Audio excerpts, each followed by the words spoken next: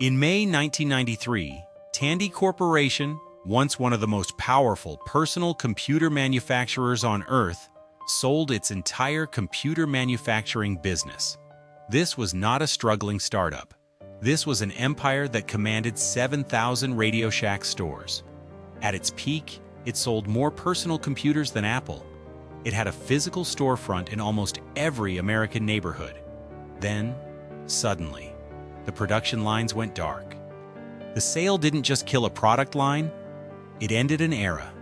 Retail workers lost their anchor product, and families who trusted the local store for technology realized the market had moved on.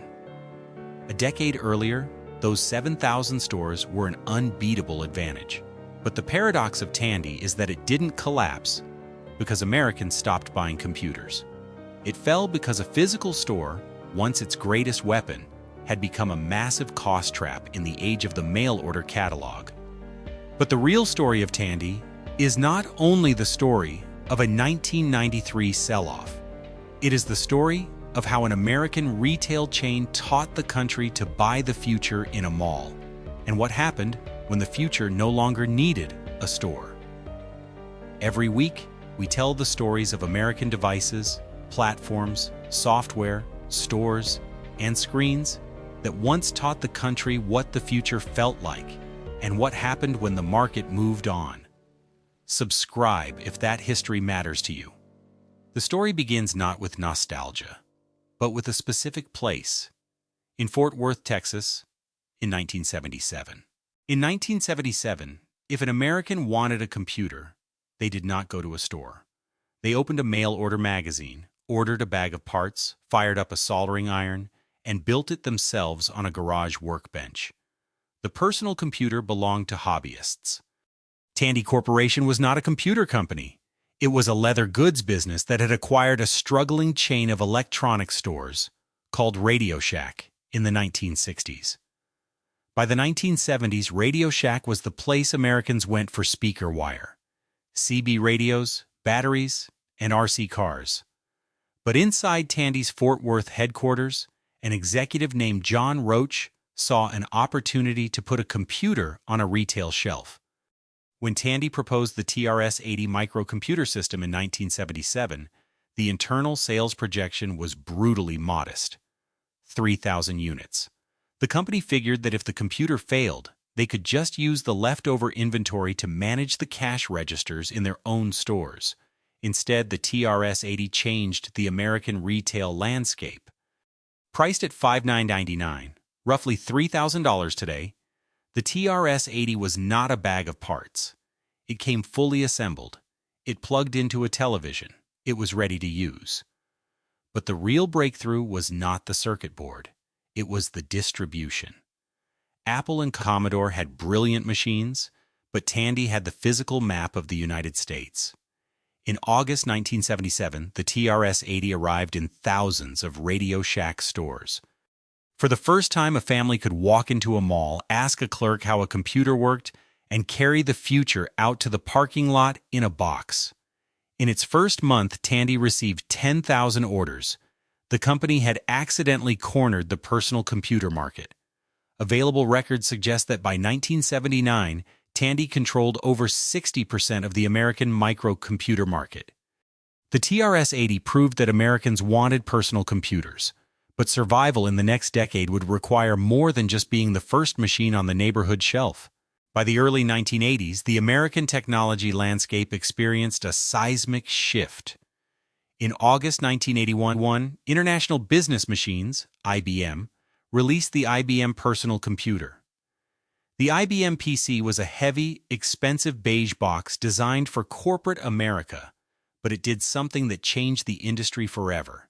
It established a standard. Software developers stopped writing programs for dozens of incompatible machines and started writing primarily for the IBM PC and its operating system, MS-DOS. MS-DOS, a text-based operating system licensed by Microsoft, required users to memorize and type specific command lines just to open a file or format a floppy disk. In an American corporate office, this was an acceptable learning curve. In an American living room, Staring at a blinking cursor on a black screen was an intimidating barrier. Tandy Corporation faced a critical decision. Their early TRS-80 line used its own proprietary architecture. As the IBM standard consumed the market, Tandy could have stubbornly fought a losing war to protect their unique hardware ecosystem. Instead, they executed one of the most successful product pivots in American retail history. They decided to build an IBM-compatible computer. But they refused to build it for the corporate office. They built it for the family desk. In November 1984, Tandy introduced the Tandy 1000. Priced around $200, drastically less than a comparably equipped IBM machine, the Tandy 1000 was not just a cheap clone. It was a calculated hardware breakthrough designed specifically for the American home. To understand why it succeeded, you have to understand how hostile the original IBM PC was to a normal family. If you bought an IBM PC and wanted it to display color graphics, you had to buy a separate, expensive expansion card. If you wanted it to make any noise other than a harsh, monotone system beep, that was practically impossible out of the box. Tandy bypassed this problem entirely. They engineered the Tandy 1000 to include built-in color graphics and advanced audio directly on the motherboard.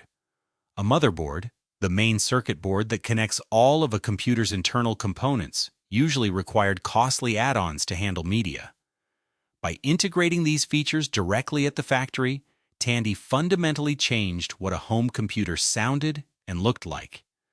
They even placed joystick ports right on the front of the machine, explicitly signaling that this was a computer meant to be played with, not just worked on. This hardware decision created a powerful ripple effect across the American software industry. Because the Tandy 1000 was selling in massive volume through neighborhood RadioShack stores, software developers took notice. Legendary gaming companies like Sierra Online, the studio behind King's Quest, began programming games specifically to take advantage of Tandy graphics and the three-voice Tandy sound. In a teenager's bedroom in 1985, an IBM PC played a flat, single-tone beep.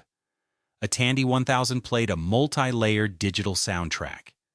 The machine was technically an IBM clone, but in the realm of entertainment, it was superior to the machine it was copying. But hardware was only half the battle. Tandy still had to solve the MS-DOS problem. A family bringing a computer home from the mall did not want to spend their Friday night reading a dense technical manual to learn how to load a floppy disk. To bridge this gap, Tandy bundled the machine with a revolutionary piece of software called DeskMate. DeskMate was an early graphical software suite, a visual interface that replaced typed commands with simple menus, calendars, and word processors that anyone could navigate. It loaded automatically when the computer turned on. A user did not have to understand the underlying operating system. They just looked at the screen, used the keyboard arrows, and selected the application they wanted. In a household computer space, DeskMate was a revelation. A parent could manage a budget on a spreadsheet, a student could type a history report on the word processor, and a child could play a game, all without ever typing a C prompt command. DeskMate effectively hid the intimidating machinery of MS-DOS behind a friendly, usable curtain.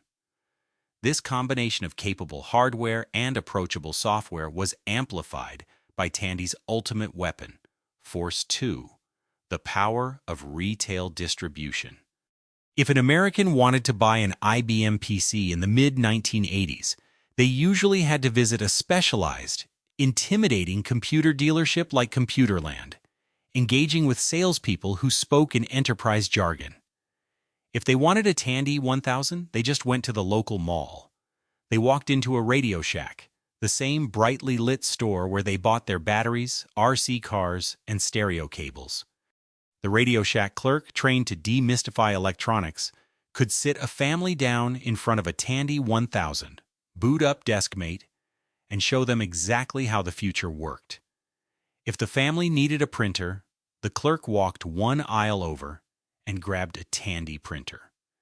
If they needed a longer cable, it was on the pegboard behind the register. The entire ecosystem was self-contained, supported, and physically accessible in almost every town in the United States.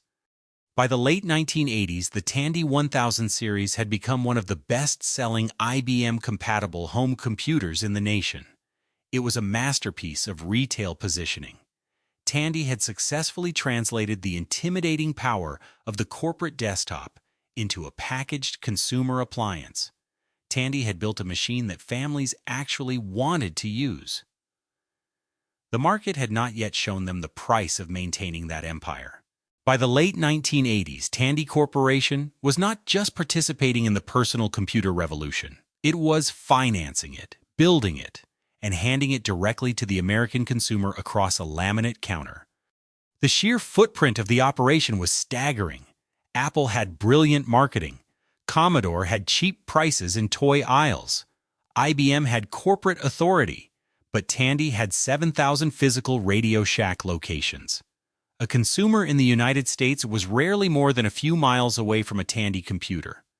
During the holiday seasons of 1986, 1987, and 1988, the RadioShack catalog, a thick, glossy magazine mailed directly to millions of American homes, became a cultural artifact. Families did not just browse it for remote-control cars, CB radios, or police scanners. They flipped to the computer section to see the future.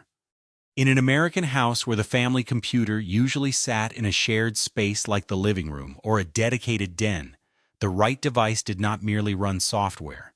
It decided who could type a term paper, who could manage a household budget, who could learn to code, and who felt that the future had finally arrived in their home.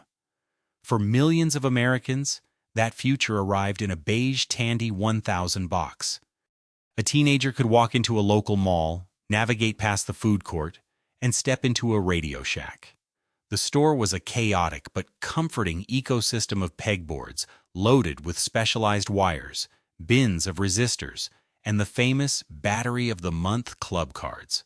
But at the center of it all, bathed in fluorescent light, was the computer desk. Here, users encountered BASIC, a beginner's programming language that allowed ordinary people to type simple text commands and make the computer respond. RadioShack clerks, often neighborhood teenagers or local electronics hobbyists themselves, would sit with customers and demonstrate how to write a 10-line program that made the screen flash colors. When those users bought a computer, they bought into a closed, highly protective ecosystem. If a floppy disk, a square magnetic storage medium used to save and load software, failed, the user did not have to mail it back to a distant manufacturer. They simply drove back to the mall. If they needed a replacement printer ribbon, it was hanging on the wall. If they wanted to play Space Quest by Sierra Online, they bought the specific version stickered for Tandy sound and graphics. This physical retail dominance created a massive, self-sustaining loop. Because there were 7,000 stores, the hardware sales volume was enormous. Because the volume was enormous, major software developers optimized their programs specifically for Tandy machines. Because the software looked and sounded better, more families walked into RadioShack to buy the hardware. Beyond the living room, Tandy aggressively pushed into American education. School districts across the country began outfitting their computer labs with Tandy hardware. For a local school board, buying from RadioShack made logistical sense. If a monitor broke, the repair center was right down the street. Students sat in rows learning to type, navigating the DeskMate interface, and playing educational titles. By 1989, Tandy was manufacturing millions of personal computers. They were not just a retailer, they were a vertically integrated empire. They built the circuit boards, they wrote the interface software, they shipped the boxes, and they sold them through their own cash registers. It was a level of end-to-end control that almost no one else in the industry possessed. To understand the sheer gravity of Tandy's empire in the late 1980s, you have to look at how they engineered the hardware to eliminate user friction. In 1987 and 1988, Tandy released the Tandy 1000EX and the 1000HX. These machines were designed specifically to look less like intimidating office equipment and more like friendly household appliances. The keyboard and the computer processor were built into a single, sleek plastic chassis, designed to fit perfectly on a child's bedroom desk. But the real engineering triumph was hidden inside the HX model. Tandy placed the core MS-DOS operating system directly into ROM. ROM, read-only memory, a permanent storage chip that retains data without power, allowed the computer to boot up almost instantly. In an era where booting an IBM PC required inserting a heavy floppy disk and waiting for the loud, grinding drive to slowly read the operating system, a Tandy 1000 HX user simply flipped a switch. Within seconds, the friendly deskmate interface appeared on the screen. It was an Apple-like level of convenience, but fully compatible with the massive library of IBM software. This frictionless experience turned the Tandy 1 into the undisputed king of the American holiday season. On Christmas morning in 1988, a family living room transformed into a tech hub.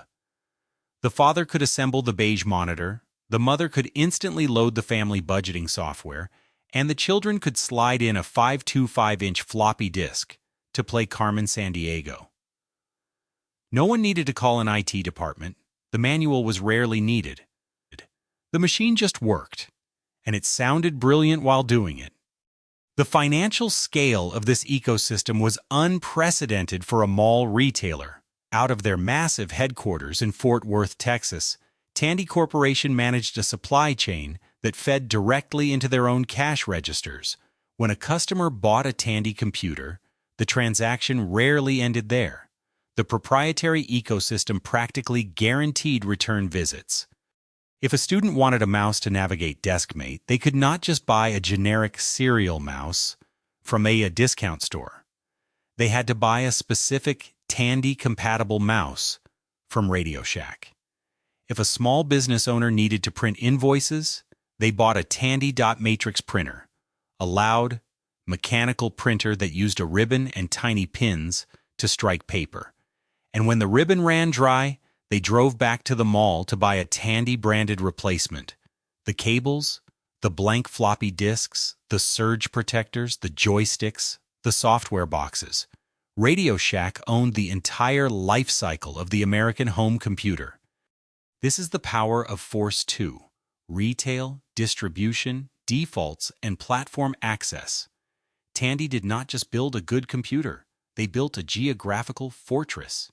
If you lived in a rural American town or a small suburb, you might be a 2-hour drive from a specialized computer LAN dealership. But you were almost certainly within 10 minutes of a RadioShack.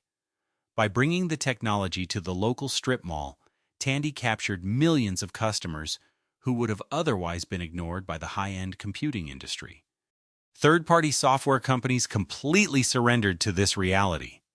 Walking down the software aisle of a late 1980s RadioShack, a customer would see rows of brightly colored cardboard boxes from major publishers like Electronic Arts, Broderbund, and Microsoft.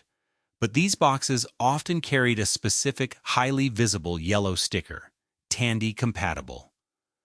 Developers knew that if they wanted to reach the American family, they had to ensure their software looked and sounded perfect on a Tandy 1000. For a brief, shining moment, the center of the American technology universe was not a sprawling campus in Silicon Valley. It was a brightly lit pegboard in a suburban mall.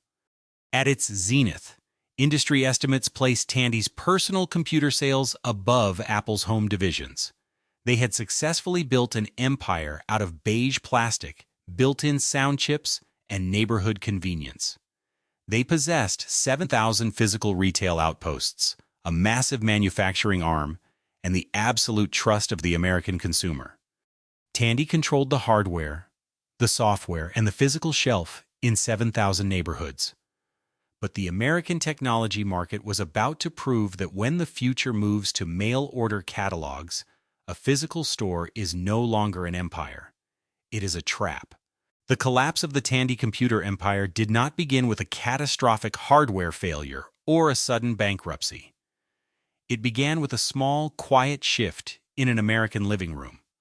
A customer walked into a mall RadioShack, listened to the clerk explain the features of the latest Tandy desktop, nodded, and then walked out without buying anything.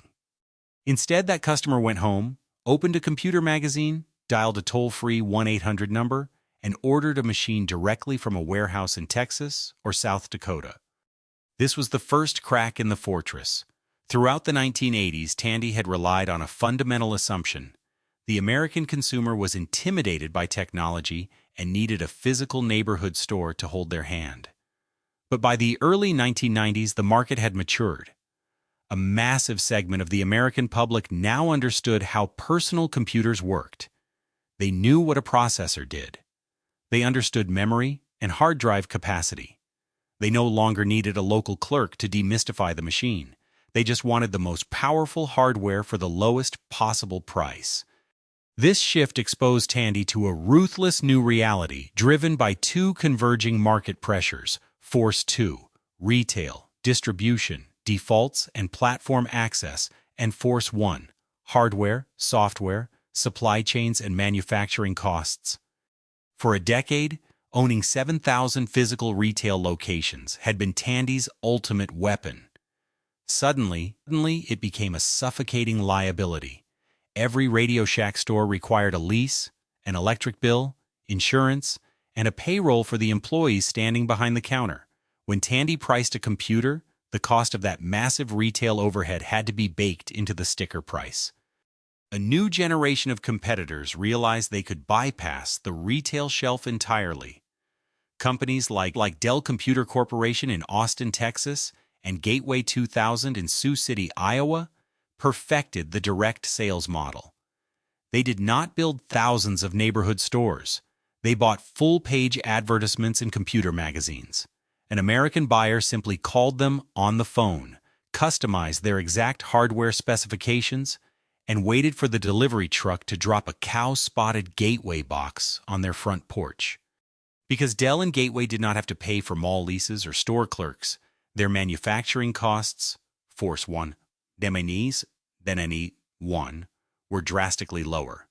They could offer a faster processor, a larger hard drive, and a better monitor for hundreds of dollars less than a comparable Tandy machine sitting on a RadioShack shelf.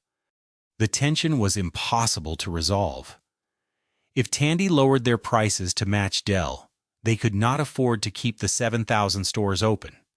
If they kept their prices high to pay for the stores, educated consumers would simply buy from the mail-order catalogs. The physical shelf, which had once guaranteed Tandy's dominance, had transformed into a financial trap. Compounding the retail problem was a devastating loss of their technological moat, driven by Force 3, network effects, ecosystems, and developer support. In the mid-1980s, the Tandy 1000 had dominated because it offered built-in color graphics and multi-voice audio, saving families from buying expensive expansion cards. But by the 1990s, the broader IBM-compatible market had standardized. A new visual standard called VGA, Video Graphics Array, which allowed computers to display hundreds of vivid colors, became the industry norm. At the same time, a company called Creative Labs introduced the Sound Blaster, an affordable audio card that gave any generic PC incredible digital sound. Suddenly, the special Tandy graphics and Tandy sound were obsolete. Game developers like Sierra and LucasArts no longer needed to program special versions of their games for RadioShack computers. They simply programmed for the universal VGA and Sound Blaster standards. The yellow Tandy-compatible stickers disappeared from the software boxes in the mall aisles. The ecosystem had standardized around the broader PC clone market, leaving Tandy with hardware that was no longer unique, sold in stores that were too expensive to run. Furthermore, the rise of the American big-box electronics retailer began to crush RadioShack's foot traffic. Sprawling retail giants like Circuit City, Best Buy, and CompUSA expanded across the suburbs, offering warehouse-style environments packed with competing computer brands like Compaq, Packard Bell, and IBM, all deeply discounted. RadioShack, with its small footprint in strip malls, could not compete with the sheer volume and variety of a Best Buy computer aisle. Tandy's strategy of selling proprietary, Tandy-only accessories began to alienate a customer base that now expected universal compatibility.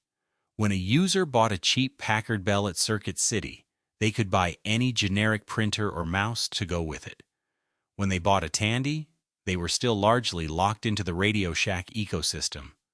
What was once a comforting, protective walled garden now felt like an expensive prison. The store had taught America how to buy a personal computer, but it could no longer convince the country to pay the premium required to keep those neighborhood doors open. By 1992, the American personal computer market was moving at a violent, unprecedented speed. The industry was transitioning into the era of the 486 processor, a powerful new chip from Intel that allowed computers to run complex graphical interfaces like Windows 3.1. Simultaneously, the market demanded the CD-ROM, an optical disc format that could hold hundreds of megabytes of software, replacing the need for stacks of floppy disks. As the technology accelerated, the beige computer box became a commodity. It was no longer a mysterious machine that required hand-holding from a friendly mall clerk. It was an appliance made of standardized, interchangeable parts. Companies like Dell and Gateway were incredibly agile. Because they only built a computer after a customer ordered it over the phone, they did not have warehouses full of obsolete machines. They could buy the newest processors, assemble them in a Texas or Iowa warehouse, and ship them directly to a family's front door in a matter of days. Tandy Corporation, however, was anchored to the past. Because they manufactured massive batches of computers to physically stock 7,000 RadioShack stores, they lacked agility. If Intel released a faster processor, Dell could offer it the next morning. Tandy had to wait until their current inventory of older, slower machines finally sold out in the mall aisles before they could introduce updated models. When a family walked into a RadioShack in the early 1990s, they often found Tandy computers that were months behind the technological curve, yet priced significantly higher than the mail-order competition. A customer could look at a Tandy desktop priced at $2,000, go home, open a catalog, and order a Gateway 2000 with a faster hard drive and a better monitor for $500. The math was brutally simple. Even if an American consumer still wanted the comfort of buying a computer in person, they were no longer restricted to the 2,000-square-foot RadioShack in the local strip mall. The 1990s saw the aggressive expansion of the big-box electronics retailer. Massive chains like Circuit City and CompUSA built cavernous, warehouse-style stores in American suburbs. Walking into a CompUSA, a customer did not see just one brand of computer. They saw entire aisles dedicated to Compaq, IBM, Hewlett-Packard, and Packard Bell. The shelves were stacked high with inventory, driving prices down through sheer volume. A RadioShack store, which still dedicated floor space to batteries, scanners, and remote control toys, simply could not stock the variety or match the aggressive pricing of a dedicated big-box computer warehouse. The neighborhood advantage was completely erased by the suburban highway. Tandy attempted to pivot, recognizing that the RadioShack name was becoming a liability in the high-end PC market. They tried to sell Tandy computers in other retail chains. They even launched their own big-box stores named Computer City and Incredible Universe, attempting to beat Circuit City at its own game. But they could not escape the crushing gravity of Force 1, hardware, supply chains, and manufacturing costs. Being an end-to-end manufacturer was bleeding the company dry. The profit margins on building PC clones were collapsing across the industry, and Tandy's massive corporate overhead made it impossible to compete on price. The tension finally snapped. In May 1993, the dissonance of the Tandy empire reached its breaking point. John Roach, the executive who had championed the original TRS-80 and built the company into a computing giant, announced that Tandy Corporation was surrendering. They sold their entire computer manufacturing division, including their factories and engineering teams, to AST Research, a rival PC clone maker based in California. The shockwave hit thousands of retail workers and millions of loyal customers. The company that had once sold more personal computers than Apple, the company that had defined what a home computer sounded like, was abruptly exiting the business of making them. The physical RadioShack stores did not close. They remained open in the malls and the strip centers. But their soul had changed. The store was no longer a vertically integrated technology empire. It was just a retailer. Eventually, the computers sitting on the RadioShack display desks would bear the names of other manufacturers, Compaq, and later, IBM. The proprietary ecosystem was dead. When Tandy stopped building computers, an entire American retail ritual ended. The era of driving to the neighborhood mall to get technical support from the teenager behind the counter, the era of buying a specific brand of joystick because it matched the specific brand of computer your family bought from the local catalog, was over. The physical store had taught the country to embrace the personal computer. But once the country learned the lesson, they simply called a 1-800 number to buy the hardware from someone else. The shelf changed. The catalog stopped working. The buyers called Dell. The factories were sold. The name survived. The computer empire was gone. After the 1993 sell-off, Tandy Corporation retreated to its retail roots, trying to survive in a market that no longer needed its factories. Recognizing that their name was permanently tied to an obsolete era of computing, the company formally dropped the Tandy title, rebranding itself simply as RadioShack Corporation in 2000. But without the massive profit margins of their own computer manufacturing arm, the physical stores were incredibly vulnerable. RadioShack tried to pivot, transforming its thousands of mall locations into middlemen for cellular carriers. For a decade, the stores survived by selling Sprint and Verizon contracts, abandoning the electronics hobbyists to become glorified phone kiosks. But as the smartphone era accelerated, Force 4, smartphone, cloud, streaming, and convenience displacement took hold. The American consumer no longer needed a neighborhood store to buy a phone. They bought them directly from Apple stores or online.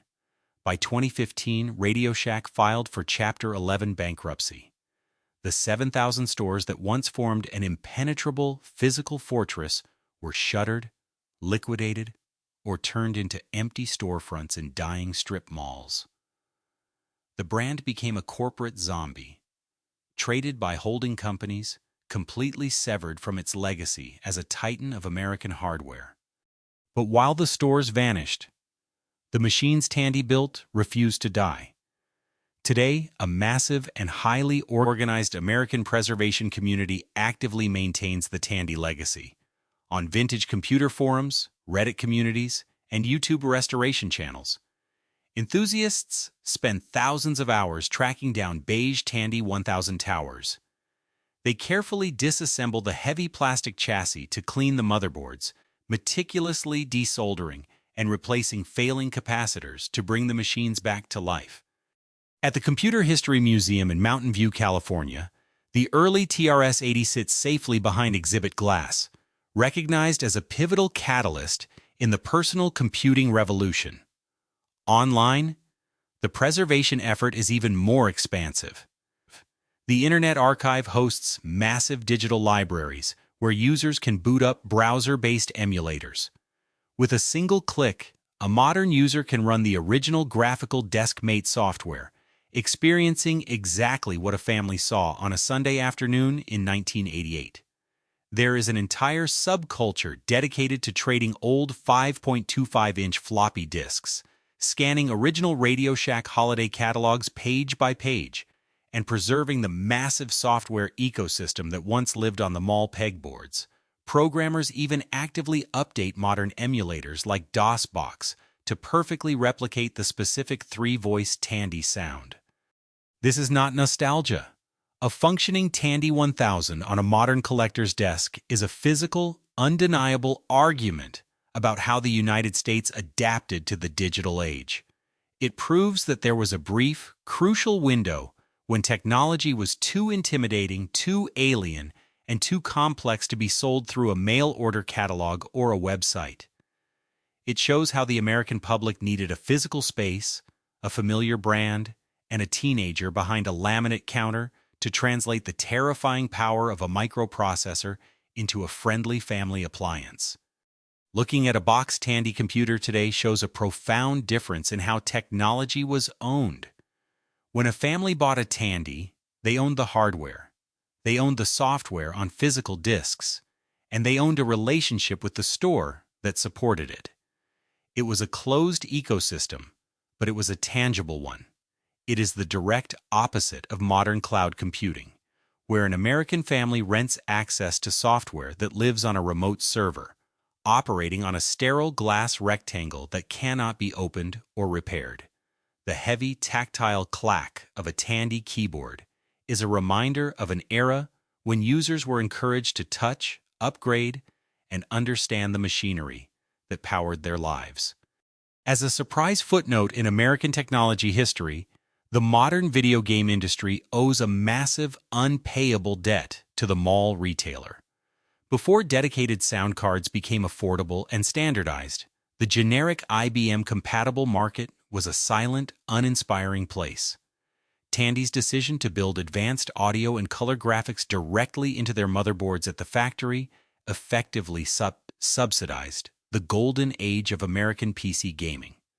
By putting millions of media-capable machines into American living rooms, they gave developers a massive, captive audience, providing a canvas for digital music and colorful adventure games years before the rest of the corporate PC market caught up. They proved that a computer was an entertainment console, not just a spreadsheet processor. Ultimately, Tandy Corporation committed the fatal error of believing that a massive physical infrastructure was a permanent competitive moat. They assumed that because they owned the neighborhood, they owned the customer. They taught the country how to buy the future, demystifying the microchip for millions of people. But their reward was obsolescence. Once the American consumer understood the hardware, they stopped paying the premium required to keep the local store open. Somewhere in an American garage, a yellowed Tandy 1000 sits quietly on a dusty workbench, the desk-mate interface permanently frozen in time, resting beside a faded red Battery of the Month card that belongs to a store that no longer exists. See you in the next video.